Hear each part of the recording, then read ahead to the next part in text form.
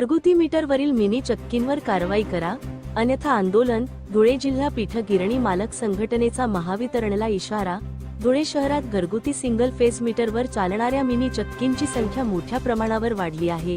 याचा मोठा फटका व्यावसायिक 3 फेस मीटरचे बिल भरून व्यवसाय करणाऱ्या पारंपरिक पीठ गिरणी चालकांना बसत आहे.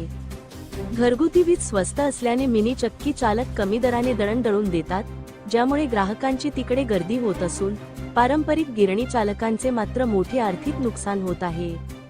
वाढती महागाई, विजेचे चढे दर आणि देखभालीचा खर्च यामुळे हा व्यवसाय आता धोक्यात आल्याची खंत व्यक्त करत धुळे जिल्हा पीठ गिरणी मालक संघटनेच्या पदाधिकाऱ्यांनी गुरुवारी दिनांक 7 मे महावितरणचे कार्यकारी अभियंता जितेंद्र विठोबा महाजन यांची भेट घेतली आणि त्यांना आपल्या समस्यांबाबत सविस्तर निवेदन दिले.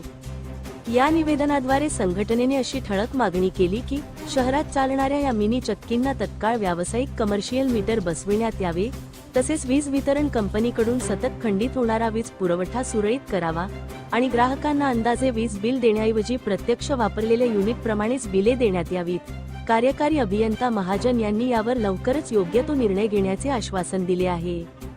मात्र या रास्त मागण्यांची दखल न घेतल्यास आगामी काळात तीव्र आंदोलन छेडण्याचा स्पष्ट इशारा संघटनेचे अध्यक्ष हनुमंत वाडिले, सेक्रेटरी सय्यद साबिर अली आणि उपस्थित सर्व पदाधिकाऱ्यांनी दिला आहे. धुळे क्राईम न्यूज साठी अब्दुल रहमान मलिक, धुळे.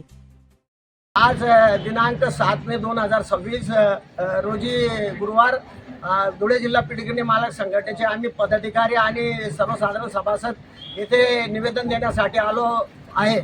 आणि महाराष्ट्र राज्य वीज मंडळाचे अधिकारी महाजन साहेब, कार्यकारी अभियंता महाजन साहेब यांना आम्ही निवेदन दिले असून मिनी चक्कींचा जो घरघट्टे बनतो, आपण जे मिनी चक्की आहे शहरामध्ये, त्याच्याने जो विपरीत परिणाम होतोय पीठगिरणी धंद्यावर, त्याबाबत आम्ही सविस्तर चर्चा केली आणि त्यांना याबाबतची तक्रार त्यांच्याकडे लेखी आणि तोंडी आम्ही त्यांना कळवली आहे आणि त्यांनी लवकरच याबाबत योग्य तो निर्णय घेण्याबाबत आम्हाला आश्वासन दिलं आहे.